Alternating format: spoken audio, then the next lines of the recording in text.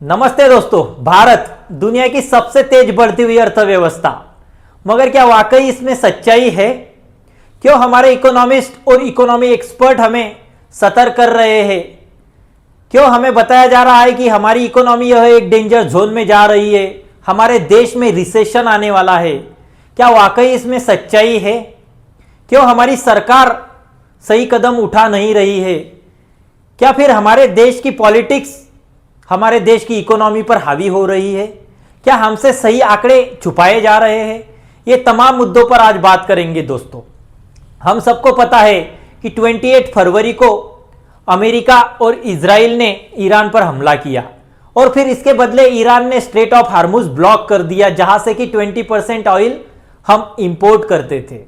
ये सारी चीजें जब हमारे सामने आई तो यह बात सिर्फ एनर्जी की नहीं थी, ये बात सिर्फ क्रूड ऑयल की नहीं थी दोस्तों। क्रूड ऑयल पर बहुत से बाय प्रोडक्ट डिपेंड होते हैं, जैसे कि सल्फर, हेलियम, फार्मास्यूटिकल केमिकल, अलग अलग तरीके के चीजें इस पे डिपेंड होती है, एलपीजी। तो इस तरीके की बातें अगर हमें पता थी, हमारे गवर्नमेंट को ये सारी चीजें पता थी, जिस तरीके का सप्लाई शॉक एनर्जी और ऑयल, एलपीजी इस तरीके के प्रोडक्ट में हुआ था, तो फिर भारत सरकार ने सही टाइम पर सही कदम क्यों नहीं उठाए? अगर आप देखोगे तो मार्च के फर्स्ट वीक में 83 कंट्रीज ने अलग अलग तरीके के कदम अपने अपने कंट्री में उठाए थे, जैसे कि वर्क फ्रॉम होम हो, अपना जो पेट्रोल डीजल है वो रेशनिंग पर देना हो, या फिर पब्लिक ट्रांसपोर्ट का यूज इस्तेमाल करना हो, अलग अलग गवर्नमेंट ऑफिसेस को बंद करना हो। इस तरीके के तमाम कदम अलग अलग कंट्रीज ने उठाए थे, मगर उस टाइम पर भारत सरकार और भारत अपने पॉलिटिक्स पर व्यस्त थी। अलग अलग तरीके के राज्यों के इलेक्शन में बिजी थे, मगर जो सही कदम उठाने चाहिए थे वो उठा नहीं सके। जहां हमें पता था कि एनर्जी में सप्लाई शॉक चल रहा है, फिर भी हमने हमारे प्राइवेट कंपनीज को ऑयल एक्सपोर्ट से क्यों नहीं रोका? अगर आंकड़े देखोगे तो मार्च में ऑयल कंपनीज ने जो एक्सपोर्ट किया है उससे भी ज्यादा एक्सपोर्ट उन्होंने अप्रैल में किया है।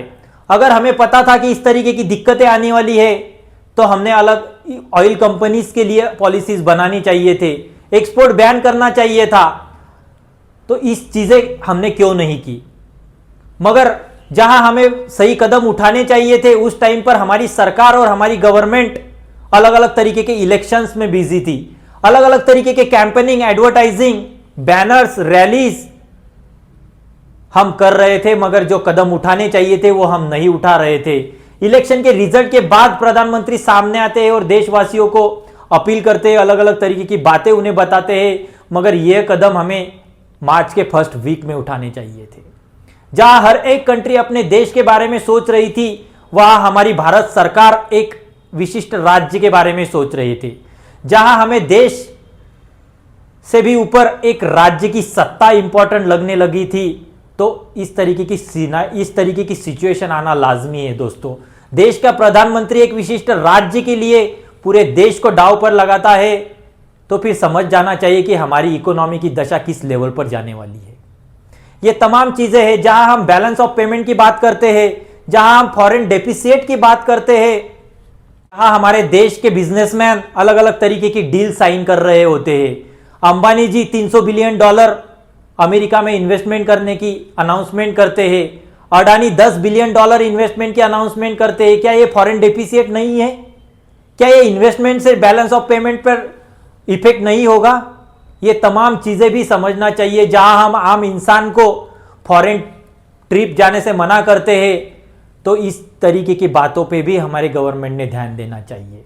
हमारे गवर्नमेंट ने जो कदम उठाने चाहिए थे, जो गवर्नमेंट एक्सपेंसेस है उसे बचाना चाहिए था। जो एडवर्टाइजिंग का खर्चा है, जो कैंपेनिंग का खर्चा है, जो अलग अलग तरीके के ऑफिसेस के एसी हो, आपके अलग अलग तरीके के मीटिंग्स हो, उस पर भी तो खर्चा हो रहा है, उसे पहले बचाना चाहिए था। इलेक्शन के बाद आपको याद आ रही है, मगर तब तक टाइम निकल चुका था।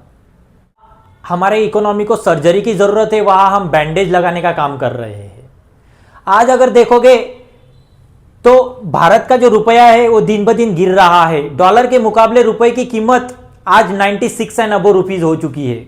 जहां हम 80 रुपीज पर डॉलर दिया करते थे, आज वहीं पे हम 96 एंड अबव रुपीज दे रहे हैं।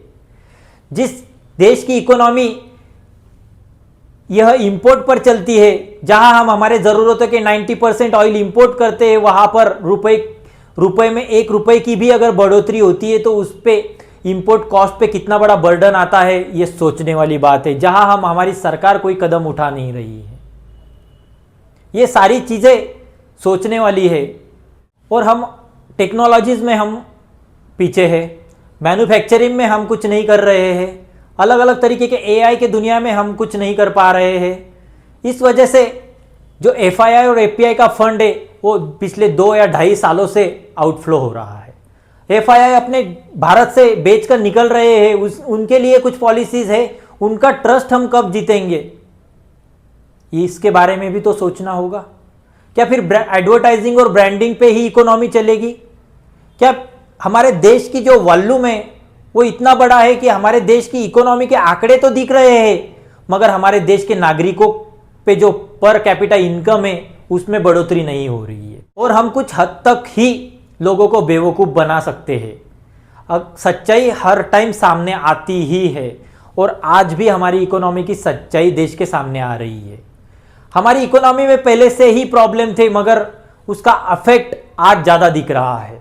जब हमने डीमोनेटाइजेशन किया था उसका अफेक्ट हमारी इकोनॉमी पर हुआ था, उसके बाद तुरंत 1 साल बाद हमने जीएसटी रिफॉर्म लाया, उसका इफेक्ट भी हमारी इकोनॉमी पर दिख रहा था। मगर आज जिस तरीके के वार सिचुएशन है और एनर्जी की प्राइसेस बढ़ रही है, उसका बहुत बड़ा इम्पैक्ट हमारी इकोनॉमी पर हो रहा है। इसके लिए हमारे सरकार ने कदम उठाने चाहिए थे, मगर वो हमें दिख नहीं रहे हैं।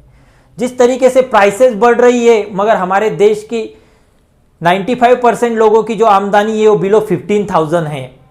उनकी आमदनी तो उतनी ही है, मगर जिस तरीके से प्राइसेस बढ़ रही है, ऑयल का इफेक्ट है, ट्रांसपोर्टेशन चार्जेस बढ़ रही है, अलग अलग तरीके की कीमतें हर प्रोडक्ट की बढ़ेगी, मगर आमदनी तो उतनी ही है। इस वजह से होगा क्या? डिमांड कम हो जाएगी। अगर डिमांड कम हो जाएगी तो फिर बिजनेसमैन नई इन्वेस्टमेंट अपने बिजनेस में नहीं लगाएंगे, अपना बिजनेस एक्सपांड नहीं करेंगे, और फिर एम्प्लॉय की कटौती होगी, बेरोजगारी बढ़ेगी। इस तरीके से अलग अलग तरीके का डाइवर्स इफेक्ट इस पे होगा, और फिर रिसेशन की शुरुआत होगी। आशा करते हैं कि हमारी सरकार सही कदम उठाएगी, जो जरूरी है वो कदम हमारी सरकार उठाएगी और सच्चाई से हमारी इकोनॉमी को सेव करने के लिए काम करेगी।